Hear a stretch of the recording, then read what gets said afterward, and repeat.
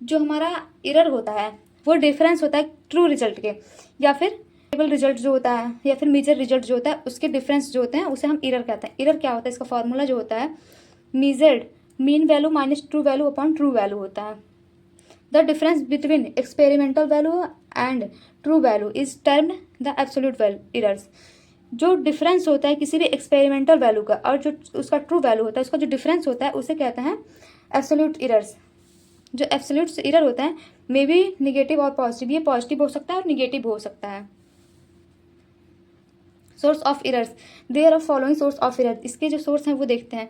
Sample preparation, errors में भी अगर ड्यूरिंग प्रिपरेशन ऑफ सैंपल, किसी भी कंपाउंड के सैंपल को प्रिपरेशन में एरर्स जो होता है उसके ड्यूरिंग भी हो सकता है। Human errors, human can do errors during analysis.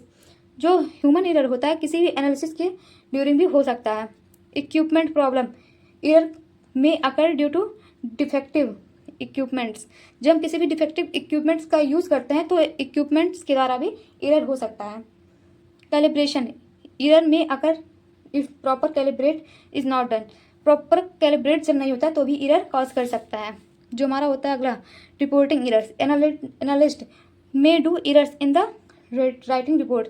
जो हमारे रिपोर्ट्स होते हैं उसके लिखने में एनालिस्ट के द्वारा एरर्स हो सकता है। कैलकुलेशन एरर, एरर में अकर ड्यूरिंग कैलकुलेशन ऑफ रिजल्ट। की कैलकुलेशन में एरर हो सकता है। कैलकुलेशन एरर्स जो होते हैं जब हम किसी भी रिजल्ट को कैलकुलेट करते हैं तो उसके रिजल्ट के कैलकुलेशन में भी एरर हो सकता है। जो हमारा अगला है वो है मेथड सिलेक्शन, एरर में अकर during wrong method selection. Wrong method selection से भी एरर हो सकता है। देखते हैं टाइप्स ऑफ एरर्स क्या होते हैं। There are mainly two types of errors, systematic error, random error. जो हमारा एरर होता है वो दो टाइप का होता है, एक होता है सिस्टमैटिक एरर और दूसरा होता है रैंडम एरर। सिस्टमैटिक एरर्स क्या होते हैं, it is also known as determinate errors. ये जो होता है इसे डिटर्मिनेट एरर्स भी कहते हैं।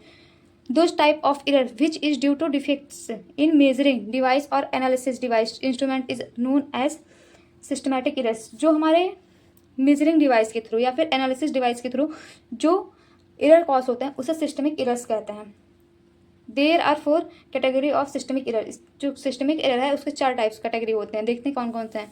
पहला है instrumental error, observational error, environmental error, theoretical errors. पहला देखते हैं इंस्ट्रूमेंटल एरर क्या होता है। It is caused by the uncalibrated और वार्म आउट इक्विपमेंट्स। जो हमारा इंस्ट्रूमेंटल एरर होता है इसमें जो इक्विपमेंट होते हैं वो अनकैलिब्रेटेड या फिर यूज होते हैं या फिर वो वार्म होते हैं इक्विपमेंट्स, तो वो भी एरर कॉज कर सकते हैं। इसके एग्जाम्पल हो गए weighing scale that always read 2 gram too high. जो वेइंग स्केल्स होता है वो 2 ग्राम हाई, जब वार्म या फिर अनकैलिब्रेटेड होता है तो हाई शो करता है। ऑब्जर्वेशनल एरर क्या होता है, these are mistakes in pharmaceutical analysis caused by the analyst subject judgement physical limitations और केयरलेस टेक्निक्स। जो ऑब्जर्वेशनल एरर होता है इसमें क्या होता है कि जब कोई एनालिस्ट जो होता है वो किसी भी सब्जेक्ट जजमेंट की या फिर उसका जो फिजिकल लिमिटेशंस होता है या फिर टेक्निक्स के केयरलेस के द्वारा भी एरर्स कॉज हो सकते हैं। इन्वायरमेंटल एरर्स क्या होता है, arrive when external conditions like temperatures हो गया, ह्यूमिडिटी और air pressure affect the measuring device और एक्सपेरिमेंटल इटसेल्फ। यानी कि जो इन्वायरमेंटल एरर्स होता है वो एक्सटर्नल कंडीशंस जैसे कि टेम्परेचर हो गया, ह्यूमिडिटी हो गया, एयर प्रेशर के द्वारा कॉज करते हैं एरर्स को। जो हमारा चौथा वो है theoretical error, fundamental flaw inherent to the analytical method itself rather than equipment और एनालिस्ट। जो हमारा दूसरा वो है random errors, it is also known as the indeterminate errors और एक्सीडेंटल एरर्स। जो रैंडम एरर होता है इसको इनडिटर्मिनेट या फिर एक्सीडेंटल एरर भी कहते हैं। This error cause by the predicted और determinate this error can not be predicted और डिटर्मिनेट। जो हमारा रैंडम एरर होता है ये डिटर्मिनेट या फिर प्रिडिक्टेबल नहीं होता है। डाटा एंड डिस्ट्रीब्यूटेड मोर और less systematically around mean value as a result of the intermediate errors. जो हमारा रैंडम एरर होता है इसके जो वैल्यू होते हैं वो या तो सिमेट्रिक एरर्स जो होते हैं उसके अराउंड होते हैं, यानी कि उससे ज़्यादा होते हैं या फिर उससे कम होते हैं मीन वैल्यू से। Method of minimizing errors in pharmaceutical analysis, हम देखते हैं कौन कौन से मेथड हैं जिसके द्वारा हम किसी भी एरर्स को मिनिमाइज कर सकते हैं। In the analysis the errors are minimize through strict equipment calibration control determinations and use the certification reference standard. यानी कि किसी भी इक्विपमेंट के कैलिब्रेशन से उसके डिटर्मिनेशन के कंट्रोल करके और जो हमारा एसओपी होता है उसके सर्टिफाइड रेफरेंस को यूज़ करके एरर को मिनिमाइज किया जा सकता है। दिस आर फॉलोइंग मेथड, इसके कई मेथड हैं, देखते हैं कौन कौन। इक्विपमेंट एंड स्टैंडर्डाइजेशन, दूसरा है एक्सपेरिमेंटल कंट्रोल, तीसरा है वैलिडेशन कंट्रोल, चौथा है ह्यूमन एंड ऑपरेशनल फैक्टर्स। पहला देखते हैं इक्विपमेंट एंड स्टैंडर्डाइजेशन, इसमें पहला है instrument and calibration. The equipment are properly calibrated such as analytical balance pH meter and certified materials.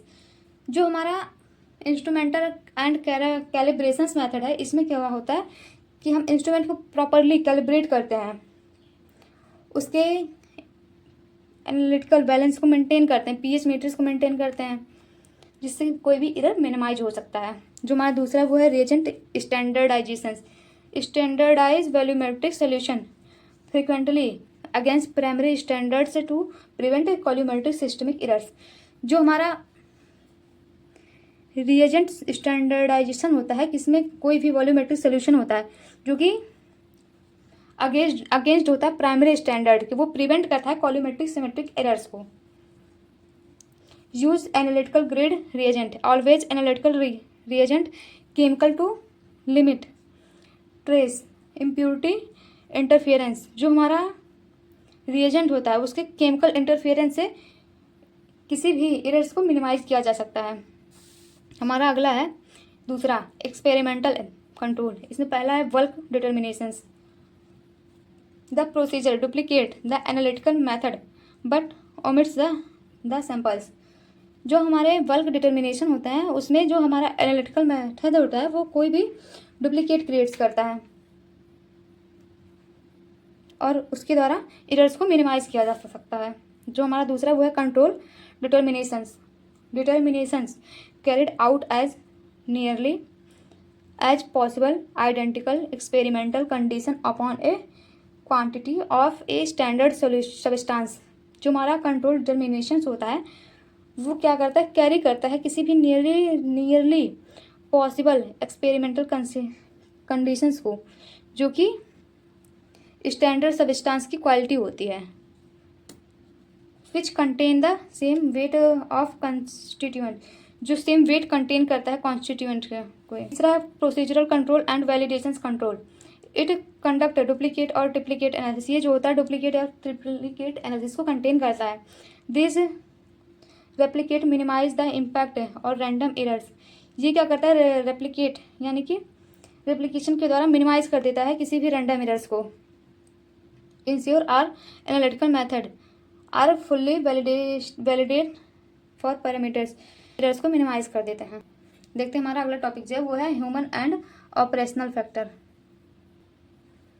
Ensure sample are properly stored protect from degradation. जो हमारा sample होता है उसके जो प्रॉपर स्टोरेज होता है वो प्रोटेक्ट किया जाता है डिग्रेडेशन के। Follow stabilised standard operating procedure to eliminate personal views by and procedural mistakes. जो भी हमारे प्रोसीजर्स होते हैं, स्टैंडर्ड ऑपरेटिंग प्रोसीजर्स होता है, उसके जो भी मिस्टेक्स होते हैं उसको हम रिमूव करके एरर को मिनिमाइज किया जा सकता है।